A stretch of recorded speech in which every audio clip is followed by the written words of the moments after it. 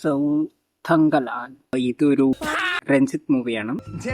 പടം സ്റ്റാർട്ട് ചെയ്യുന്നത് 1800കളിലുള്ള ഒരു കാലഘട്ടത്താണ്. അവിടെ കുറച്ച് വർക്കേഴ്സ് ഇങ്ങനെ കഷ്ടപ്പെട്ട് ജീവിക്കുകയാണ്. അതിൻ്റെ ലാൻഡ് ലോഡ് ഉണ്ട്. അപ്പോൾ പുള്ളിക്കാരൻ വരുന്ന ടോർച്ചർ ചെയ്യുക കാര്യങ്ങളൊക്കെ പതിവാണല്ലോ ആ കാലത്ത്. അങ്ങനെ നടക്കുമ്പോഴാണ് ഒരു ഫോറിനർ വന്നിട്ട് അവരിനെയൊക്കെ മോട്ടിവേറ്റ് ചെയ്യണം. അതായത് ഇന്നൊരു സ്ഥലത്ത് ഗോൾഡ് ഉണ്ട്, നമുക്ക് കുഴിച്ചെടുക്കാം, നിങ്ങൾക്ക് എല്ലാവർക്കും പങ്കുതരാം പറയുമ്പോൾ വിക്രമാശ്ശേരി പറഞ്ഞിട്ട് ഈ ലൈഫ് സ്റ്റൈലൊന്നും മാറ്റണം പറഞ്ഞിട്ട് പുള്ളിക്കാരനെ സമ്മതിക്കും.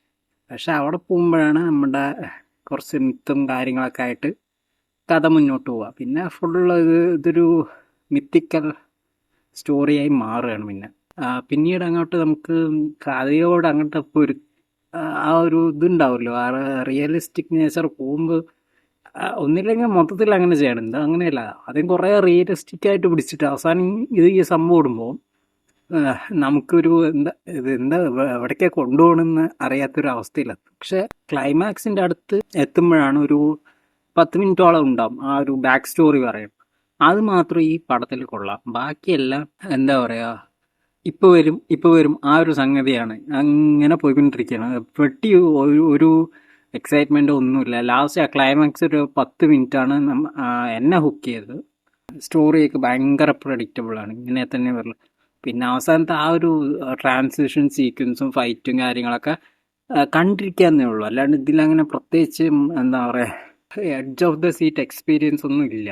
എടുത്തു പറയാനുള്ള നമ്മുടെ വിക്രമണ്ണൻ്റെ അഭിനയം, അത് ഇയാള് എന്താ പറയുക പാരഞ്ജിത്ത് പറഞ്ഞതിൻ്റെ ഒരു 100 ഇരട്ടി കൊടുത്തിട്ടുണ്ട്.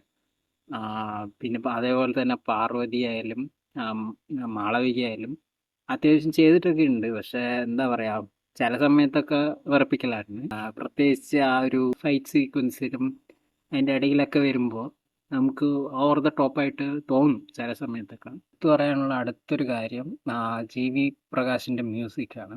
വാർസം ബംഗലാനെ ആ പാട്ട് വരുമ്പോൾ സീൻ അങ്ങോട്ട് എലവേറ്റ് ആയി പോകും. അത് ക്ലൈമാക്സിൻ്റെ അടുത്ത് അതാണ് പറഞ്ഞത്. ആ ഒരു 10 മിനിറ്റ് പാക്കേജ് ഉണ്ടല്ലോ, അത് കാണാൻ വേണ്ടിയിട്ട് വേണമെങ്കിൽ നിങ്ങൾക്ക് തിയേറ്ററിൽ പോവാം. പിന്നെ ഓഫ് കോഴ്സ് വിക്രമിൻ്റെ അഭിനയം, പിന്നെ പാരഞ്ജിത്ത് കുറേ ഇതിൽ പൊളിറ്റിക്കൽ ലെയേഴ്സൊക്കെ കൊടുത്തിട്ടുണ്ട്.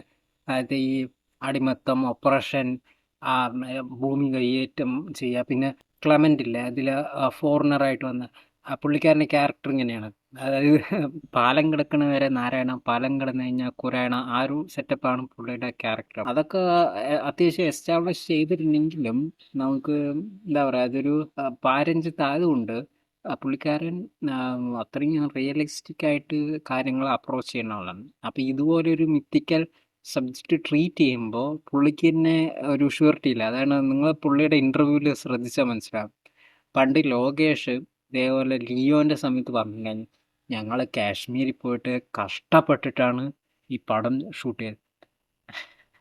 ആരെങ്കിലും പറഞ്ഞാൽ അവിടെ പോയി ഷൂട്ട് ചെയ്യാൻ, അതായത് ഇവർ പറയുന്ന കേട്ടതൊന്നും ഞങ്ങൾ ആരോ ഗൺ പോയിന്റിൽ വെച്ചിട്ട് നീ അവിടെ പോയി ഷൂട്ട് ചെയ്യണം എന്ന് പറയണ പോലെയാണ് അവർ പറയണത്. ആരുമില്ല, ഇത് ഇവർ തന്നെ സ്വയം തീരുമാനിക്കണം അവിടെ പോയി ചെയ്താൽ നന്നായിരിക്കും, നന്നാ വാപ്പുക. എന്നിട്ട് അവിടെ പോകുമ്പോഴാണ് അറിയാം അത്രയും കഷ്ടപ്പാടാണ്. എന്നിട്ട് അതൊന്നുമല്ല പറ്റി, ഇത് ഇൻ്റർവ്യൂവിൽ വന്നിരുന്ന് പറയാം ഞങ്ങൾ ഇത്രയും കഷ്ടപ്പെടുകയാണ്, ഈ വീഡിയോ വരെ അവർ വിട്ടിട്ടുണ്ടായിരുന്നു അവിടെ 7 ദിവസം നിന്ന് കഷ്ടപ്പെട്ട.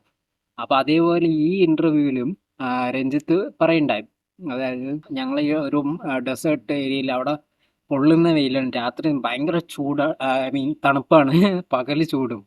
അപ്പോൾ ഈ ഒരു അവസ്ഥയിൽ ഞങ്ങൾ ഭയങ്കര കഷ്ടപ്പെട്ടിട്ടാണ് ഷൂട്ട് ചെയ്ത്. പിന്നെ പുള്ളിക്കാരൻ്റെ കൺസേൺ എന്താണെന്ന് വെച്ചാൽ അതായത് ഇവിടെയുള്ള ആർട്ടിസ്റ്റിന് എന്തെങ്കിലും സംഭവിച്ചാലോ എന്നുള്ളൊരു ടെൻഷൻ പുള്ളിക്കാരനുണ്ട്. അങ്ങനെ പ്രിക്കോഷൻസോ കാര്യങ്ങളോ ഒന്നും എടുക്കാൻ പറ്റാത്തൊരവസ്ഥയിലായിരുന്നു അവർ അവിടെ ഷൂട്ട് ചെയ്തെന്നൊക്കെയാണ് പറയണത്. അതായത് ചില ആൾക്കാരൊക്കെ പെട്ടെന്ന് നിൽപ്പിൽ താഴെ വീഴുക അങ്ങനെയൊക്കെ സംഭവിച്ചിട്ടുണ്ട്. പിന്നെ വിക്രമിനാണെങ്കിലും ആ ഒരു എക്സ്പീരിയൻസ് ഭയങ്കര ഹൊറബിൾ ആയിരുന്നു എന്നൊക്കെയാണ് പറയുന്നത്. ദ തിങ് ഇസ് ദാറ്റ് ഇത് ഒന്നും ആരെയും നിർബന്ധിച്ചിട്ടല്ല ചെയ്യണമെന്നുള്ളൊരു ധാരണ നമുക്ക് എല്ലാവർക്കും ഉണ്ടാവണം. ഞാൻ ഈ വീഡിയോ എടുക്കുന്ന പോലും നമ്മുടെ ഇഷ്ടമാണ്. അതേപോലെ തന്നെയാണ് ഈ സിനിമ പാരഞ്ജിത്ത് എക്സിക്യൂട്ട് ചെയ്യുമ്പോൾ അത് പുള്ളിക്കാരൻ്റെ ഇഷ്ടമാണ്. അപ്പോൾ പുള്ളിക്കാരൻ അതിൻ്റെ ഹോൾ റെസ്പോൺസിബിലിറ്റി എടുക്കണം. ഈ കഷ്ടപ്പാട് പറഞ്ഞിട്ട് എക്സ്ക്യൂസ് അത് നടക്കില്ല. സിനിമയിൽ ഒരു രീതിയിലുമുള്ള എക്സ്ക്യൂസ് നമ്മൾ ചെയ്യില്ല. മറ്റേ ഡീമൻ്റെ കോളനി 2 ഇപ്പോൾ ഈ റീസെൻ്റ്ലി ഇതിൻ്റെ ഒപ്പം ഇറങ്ങിയാണ്. അപ്പോൾ അതിൻ്റെ ഡയറക്ടറിൻ്റെ ഒരു ഇൻ്റർവ്യൂ ഉണ്ടായിരുന്നു നമ്മുടെ ഭരദ്വാജ് രംഗൻ്റെ കൂടെ. അപ്പോൾ പുള്ളിക്കാരൻ അതിലൊരു കാര്യം പറയുന്നത്, പുള്ളിക്കാരൻ്റെ മുമ്പത്തെ പടമായിരുന്നു കോബ്ര. അപ്പോൾ കോബ്ര 8 നിലയിൽ പൊട്ടിയ പടമാണ്, അപ്പോൾ നമുക്കെല്ലാവർക്കും അറിയാം. അപ്പോൾ അതിനെക്കുറിച്ച് ചോദിച്ചു അതെന്തുകൊണ്ടാണ് അത് ഫ്ലോപ്പായത്. അപ്പോൾ പുള്ളിക്കാരനൊരു മറുപടി പറഞ്ഞു, അത് നമ്മുടെ വർക്ക് ചില സമയത്ത് വർക്കാവും, ചില സമയത്ത് വർക്കാവില്ല. അപ്പോൾ വർക്കായില്ലെങ്കിൽ നമ്മൾ ലെയിം എക്സ്ക്യൂസ് പറയാൻ പറ്റില്ല. അതായത് ഞാൻ ഇന്നത് ചെയ്തുകൊണ്ടാണ് അത് വർക്കാവാതിരുന്നത്, ഇന്നത് ചെയ്യാത്തത് കൊണ്ടാണ് അത് ഇങ്ങനെ പറഞ്ഞിട്ട് എക്സ്ക്യൂസ് തേടാൻ പാടില്ല. എപ്പോഴും അതിൽ നിന്ന് ലെസൺസ് പഠിച്ചിട്ട് അടുത്ത വർക്ക് കുറച്ചും കൂടി ബെറ്റർ ആക്കണം എന്ന് മാത്രമേ പറയുന്നുണ്ടായിരുന്നു. അപ്പോൾ അത് വെച്ച് നോക്കുമ്പോൾ ഈ പടം ഒരു മിക്സഡ് റിവ്യൂ ആണ് ഇപ്പോൾ വന്നുകൊണ്ടിരിക്കുന്നത്. അപ്പോൾ ഇതിൻ്റെ ഫ്യൂച്ചർ എന്താണെന്ന് അറിയില്ല. പക്ഷേ ഇതിൽ വിക്രമിൻ്റെ എക്സ്ട്രീം പെർഫോമൻസ് ആണ്, പിന്നെ ജീവി പ്രകാശിൻ്റെ ഒരു മ്യൂസിക്കൽ ട്രീറ്റും ഉണ്ട്. അപ്പോൾ ഇത് രണ്ടും കൂടെ കമ്പൈൻ ചെയ്തിട്ട് വരുമ്പോൾ ഒരു ആവറേജ് എക്സ്പീരിയൻസ് എന്തായാലും ഉണ്ട് ഇതിന്. പക്ഷെ ഒരു എന്താ പറയുക, എക്സലൻ്റ് എബോ എക്സലൻ്റ് ആ ഒരു സംഗതിയിലേക്ക് പോയിട്ടില്ല. അത്രേ ഉള്ളൂ. വിക്രമിൻ്റെ പെർഫോമൻസും കാര്യങ്ങളും കണ്ട ഒരു വൺ ടൈം വാച്ചബിൾ മൂവി ആയിട്ടാണ് എനിക്ക് തോന്നിയത്.